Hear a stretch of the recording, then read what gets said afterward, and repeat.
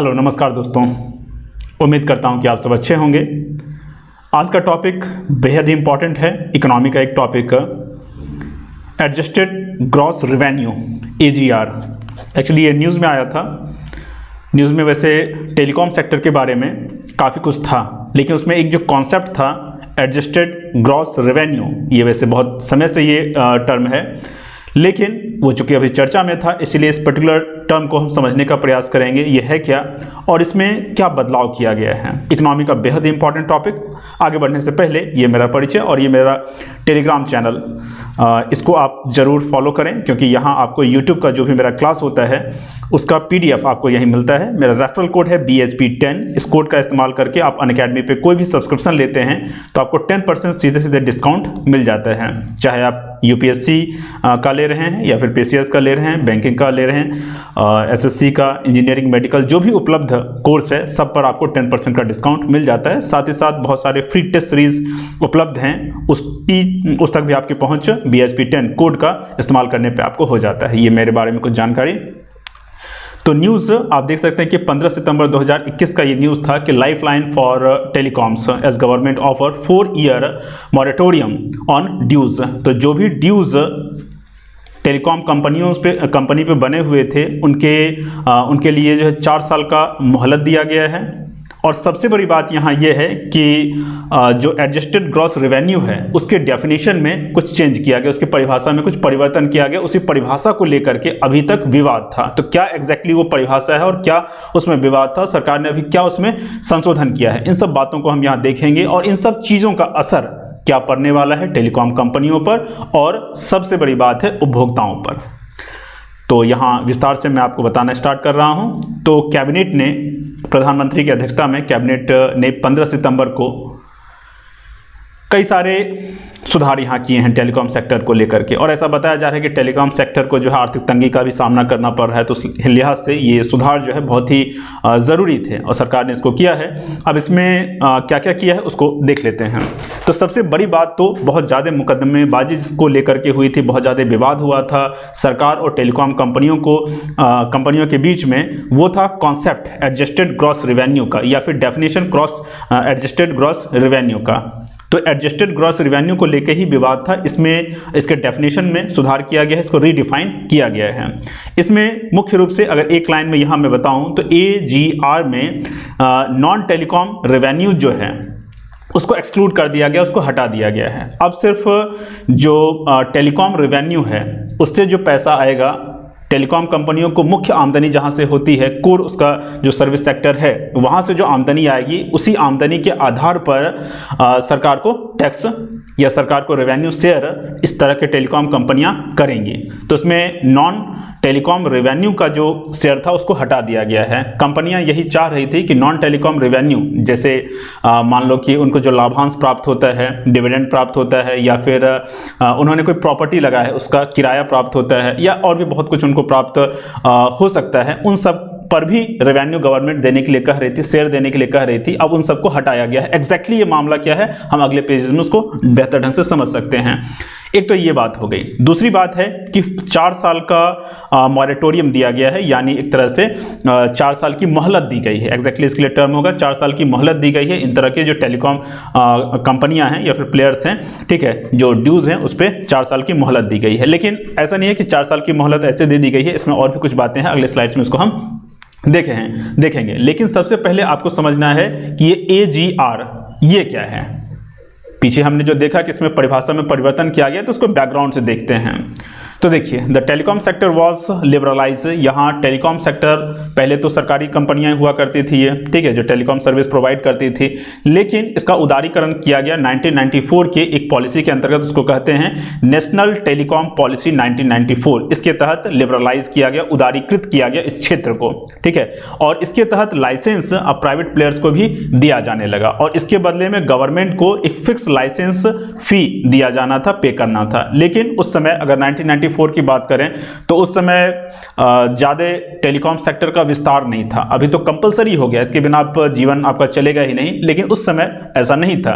इस कारण से टेलीकॉम कंपनियों पे भार बहुत ज़्यादा हो रहा था। तो गवर्नमेंट ने एक जो एक स्टीप फिक्स लाइसेंस फी था, मतलब बहुत ज़्यादा जो फिक्स लाइसेंस फी था उसमें कमी की, और 1999 में एक यहाँ इस क्षेत्र में एक सुधार क्या था कि ऑप्शन दिया गया to the licence to migrate to revenue sharing fee model. तो एक रेवेन्यू शेयरिंग फी मॉडल यहाँ बनाया गया, और इस मॉडल के तहत अब डायरेक्टली जो है फी लाइसेंस, जो फिक्स्ड लाइसेंस फी है उसके जगह पे रेवेन्यू शेयरिंग फी मॉडल एक प्रस्तुत किया गया। ठीक है, कि जो भी रेवेन्यू आ रहा है तो रेवेन्यू में गवर्नमेंट का भी शेयर कुछ परसेंटेज हो जाएगा। ठीक है, ये मॉडल प्रस्तुत किया गया 1999 में, इस बात को ध्यान में रखेंगे।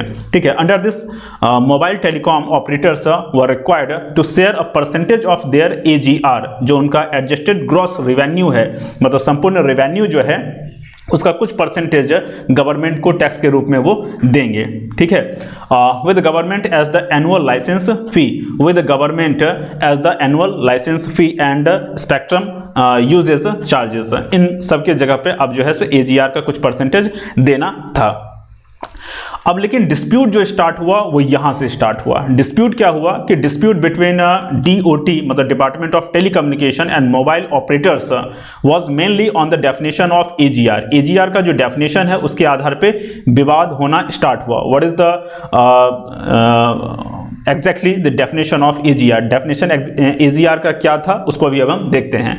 अब इसमें जो सरकार है वो कह रही है, डिपार्टमेंट ऑफ टेलीकम्युनिकेशन है वो कह रहा है कि AGR में क्या शामिल होगा, तो जितने भी सरकार की प्राइवेट ये टेलीकॉम कंपनियों की आमदनी है, चाहे जिस किसी सोर्स से हो रहा है, वो सब उसका AGR कहलाएगा, और उसके आधार पे फिर गवर्नमेंट का जो शेयर है वो तय किया जाएगा। ठीक है, तो that AGR includes all revenues, ठीक है, from both telecom and non telecom services. The companies claimed that AGR, अब कंपनियों का ये कहना था कि AGR should comprise just the revenue occurred from the core services and not dividend, interest, income and profit on sale of any investment और fix asset.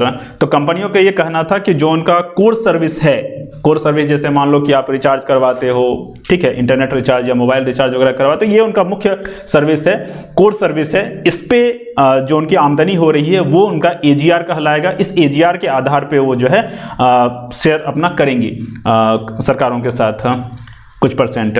लेकिन इसमें जो डिविडेंड है, कंपनी का जो लाभांश है, कंपनी का जो है इंटरेस्ट इनकम जो हो रहा है, या फिर किसी प्रॉपर्टी को उसने सेल किया कंपनी ने, उस सेल पे जो प्रॉफिट प्राप्त हो रहा है, उन सबको AGR के अंतर्गत नहीं माना जाए। ये एक विवाद का मुद्दा था। ये विवाद जो है 2005 में cellular operators association of India ने इस गवर्नमेंट के इस क्लेम को चैलेंज किया।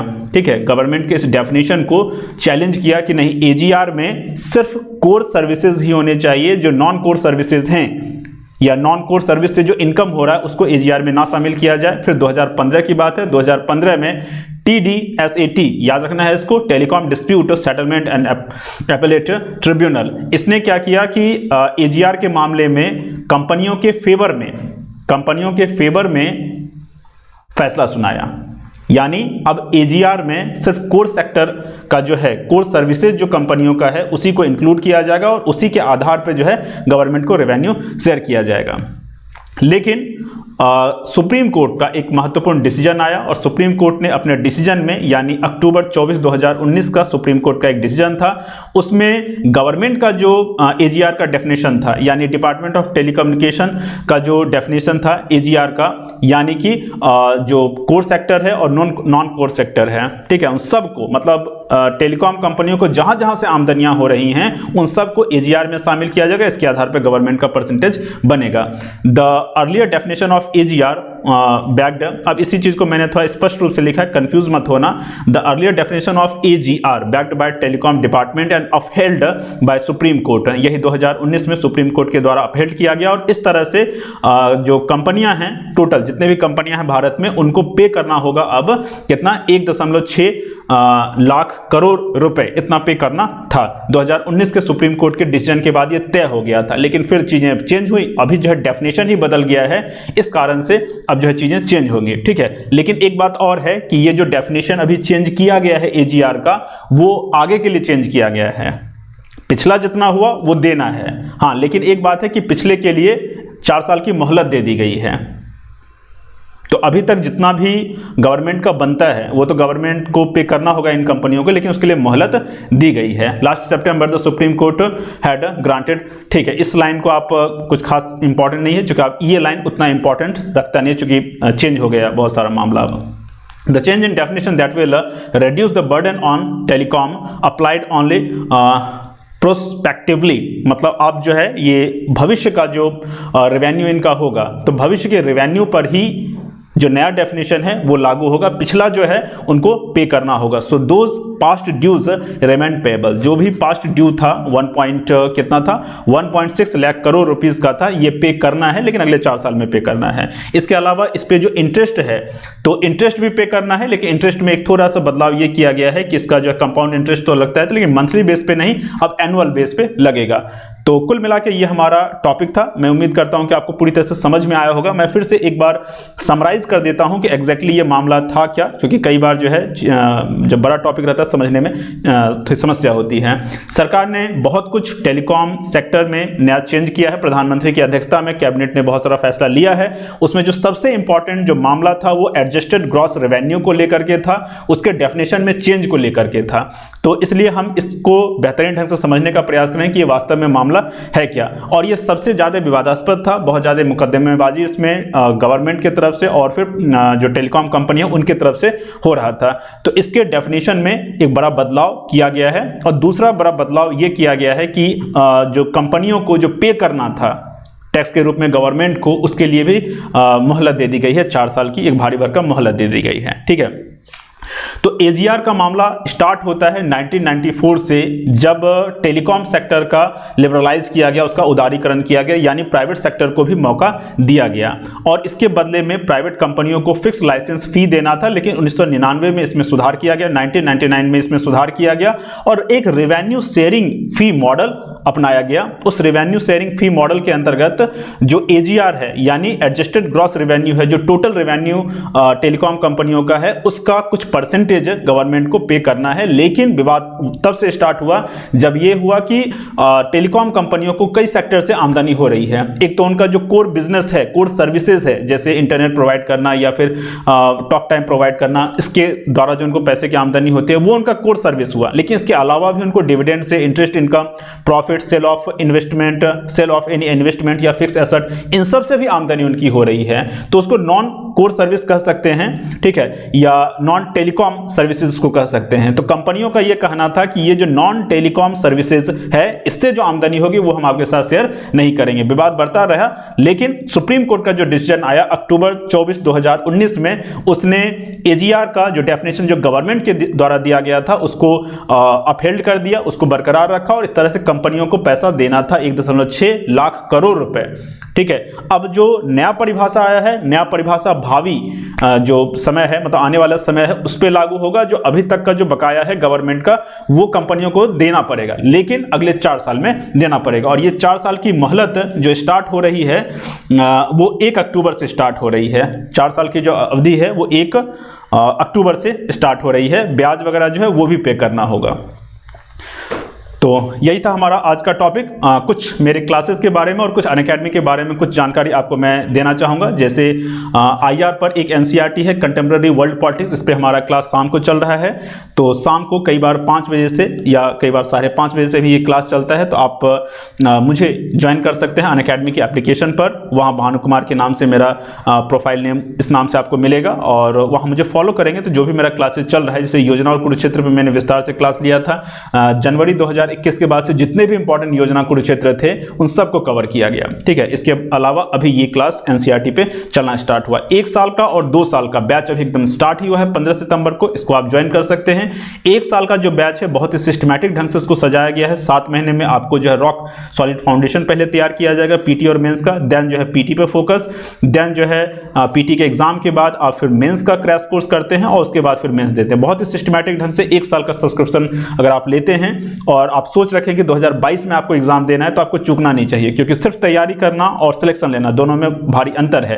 उसी तरह से 2 साल का जो हमारा कोर्स है उसको आप देख सकते हैं कि इस तरह से उसको सजाया गया है। यहाँ एनसीईआरटी से यहाँ क्लासेस स्टार्ट होता है। तो जो लोग एकदम से तैयारी स्टार्ट ही कर रहे हैं या फिर उनका ग्रेजुएशन अभी पूरा नहीं हुआ है, एज पूरा नहीं हुआ और उनका टारगेट 2023 है, उनके लिए ये बैच जो है बहुत ही जबरदस्त है।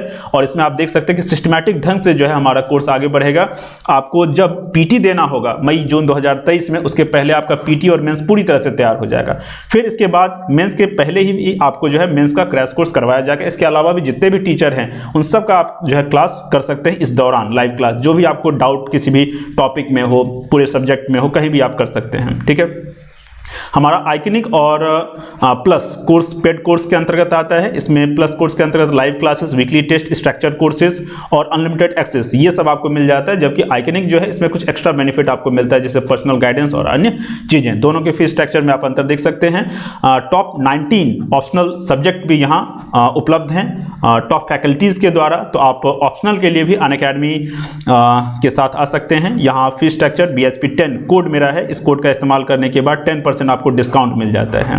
एक और बात है, 17 तारीख तक यहां आपको विशेष कुछ डिस्काउंट मिल रहा है, 10% का एडिशनल डिस्काउंट मिल रहा है। तो इस 10% का एडिशनल डिस्काउंट मेरे कोड के बाद आपको मिल रहा है। तो ये 17 तारीख तक ही है। तो जो लोग चाह रहे हैं कि अनअकैडमी पर सब्सक्रिप्शन लें तो आप ले सकते हैं और आपको 10% एक्स्ट्रा डिस्काउंट मिल जाएगा। इस तरह का ऑफर कई बार जो चले तो उसका फायदा उठाना चाहिए।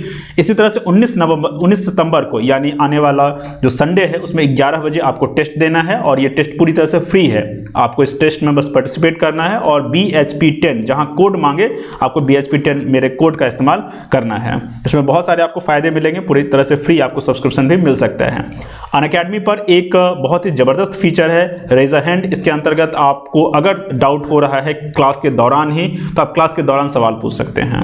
ठीक है, उसका जवाब दिया जाएगा। तो इस तरह से बहुत ही सिस्टमैटिक ढंग से बहुत सारी चीजें की जा रही हैं।